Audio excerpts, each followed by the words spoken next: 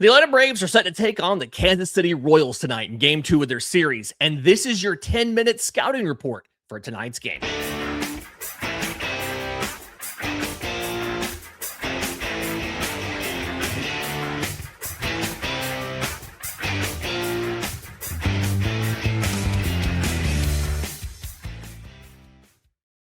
Yes, this is your Braves Today Scouting Report, a production of the Believe Podcast Network and presented to you by FanDuel.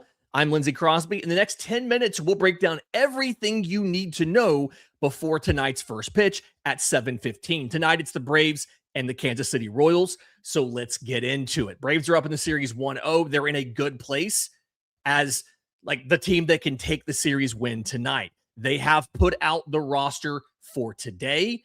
And this is kind of what we expected the roster to look like. Ronaldo Lopez Jr. leading off, Drake Baldwin and Matt Olson batting 2 and 3. Austin Riley is back in the cleanup spot at 4.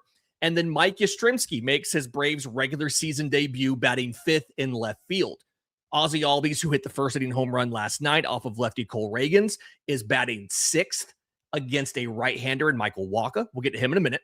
Michael Harris at 7. DH Dom Smith makes his regular season Braves debut at 8. And Mauricio Dubon is batting 9th. This is the thing where, this is kind of what we expected the lineup to look like versus a right-handed pitcher.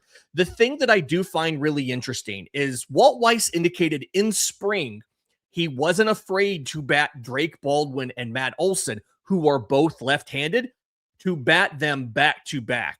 And we are, in fact, doing that tonight. You have right-handers on either side in Ronaldo Lopez Jr. and Austin Riley. So if you choose to try to go with the platoon matchup to face those two guys, Matt Strom, Daniel Lynch are your options there for Kansas City. You do have to deal with Acuna before and Riley after. I don't know. I'm curious to see if they're going to pinch hit for Mike Yastrzemski or not. They let him get a surprising number of at-bats versus left-handed pitching this spring, but you also don't do pinch hitting and you don't change the lineup if there's a change on the mound in spring training. Do they let Mike Yastrzemski stay in the game if a Matt Strom comes in the 7th or the 8th inning? I'm really curious to see what happens there.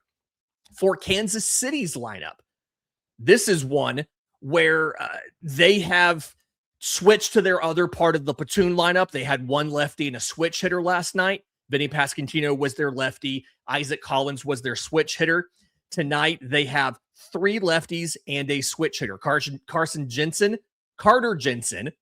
moves up to 5th in the order. Jonathan India is still there, but Jack Caglione checks in playing right field, batting 7th. He was a pinch hitter in the 9th inning last night. And center fielder Kyle Isbell checks in another lefty, batting 9th.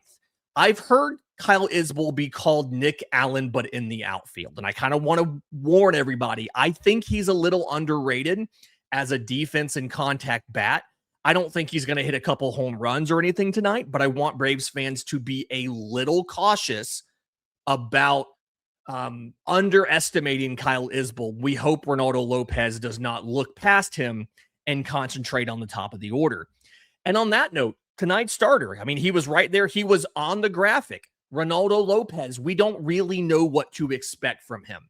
His numbers in 2024, his results and his inputs kind of painted a picture of two different guys. He had a 1.99 ERA in 2024, but he had a 2.92 fielded independent pitching and a 3.91 expected ERA. 27.3% strikeout rate, 7.7% walk rate, homer rate under 2%. Four-seamer, slider, curveball, changeup. He never really changed that order, whether he was facing a lefty or a righty. Again, in 2024, the only thing he did differently is against a righty, he led with the four-seamer, and then it was predominantly slider. Those two pitches accounted for 97 to 98% of his usage, depending on how you round it. And the curveball and changeup were last. Against a lefty, he was 55% four-seamer, 20% slider, and 19% curveball. So it's a 3-pitch mix versus lefties, and really just a 2-pitch mix against righties. But again, that was 2024. What does he look like now? Where does his velocity sit? He had that notorious over the weekend, that start where his velocity was sitting 89 or 90. He chalked it up to a mechanical issue, and supposedly his velocity was back in his next bullpen. What do we see tonight? The hard part about evaluating the velocity for Brave starter Ronaldo Lopez is the fact that he is, more so than any other starter Atlanta's had in the last 2 years, he is the one who's most likely to significantly throttle down early. He'll throw 92, 93, and then when he gets 2 outs or runners on base with 2 outs or runners in scoring position with 2 outs, we saw him in 24 ramp up to 97, 98, 99. So even if the first inning he's averaging 93, is that because that's all he can do? Or is that something where he's got more in the tank and he's saving it for when he needs it? We're just not going to know for a while. The other side of this matchup, Michael Wacha is the starter for the Royals.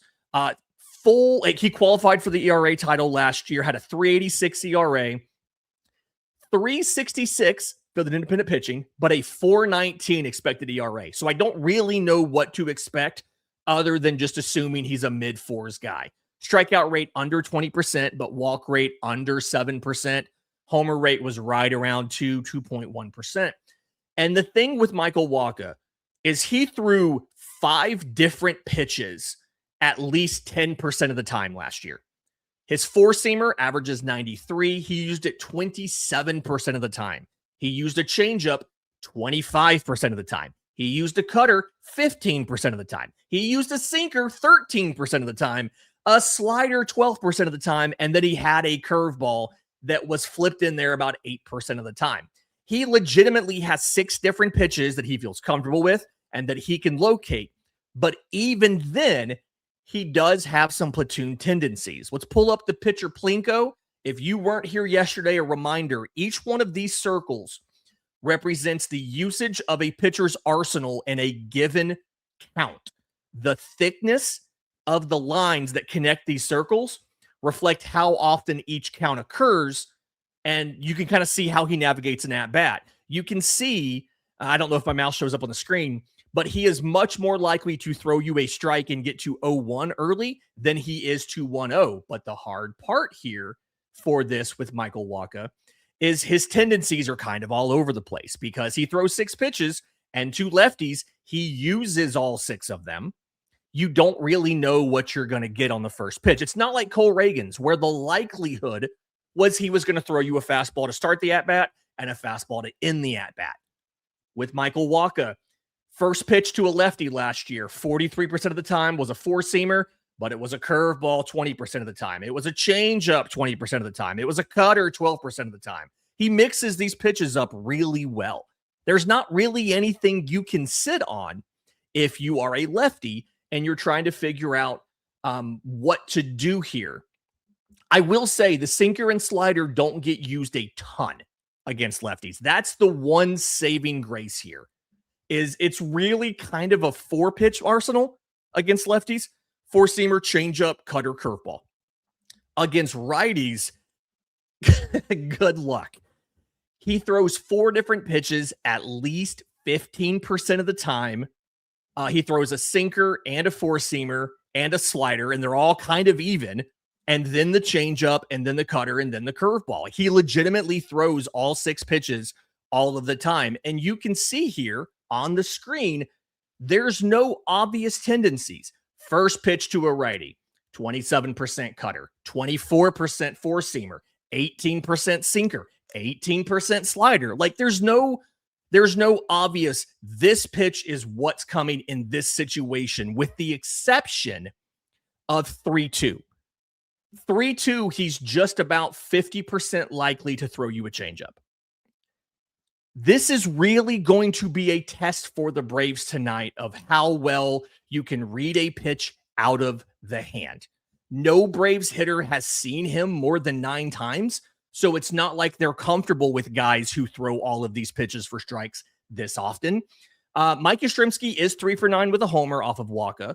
Austin Riley is only 2 for 7, but both of those hits are home runs. Flip side of this is Ozzie Albies is 1 for 9. Ronald Acuna Jr. is 2 for 9. You just don't have a ton of experience or familiarity with Michael Wacha.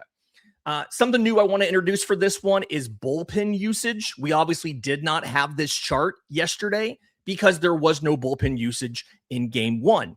The only 3 relievers the Braves used, they brought in Dylan Lee for the 7th. They brought in Robert Suarez for the 8th, and then Tyler Kinley for the 9th once the game was out of hand.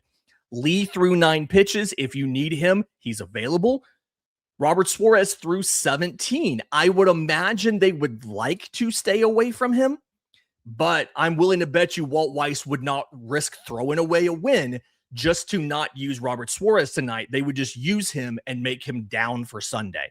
So you do have pretty much your entire bullpen available if you need them. But if possible, you'd absolutely like to see if you can stay away a little bit from Robert Suarez. Kind of thing here is I really like the Braves to, I feel good about this matchup. I think they're going to be able to win it and position themselves for a sweep on Sunday. That's your Braves Today scouting report. If you want the deeper analysis, the lineup breakdowns, and everything behind the numbers, make sure you're subscribed to Braves Today. Enjoy the game. We'll be back after it post-game with the Braves postcast over on Locked On Sports Atlanta and today's 3 things over at bravestoday.com.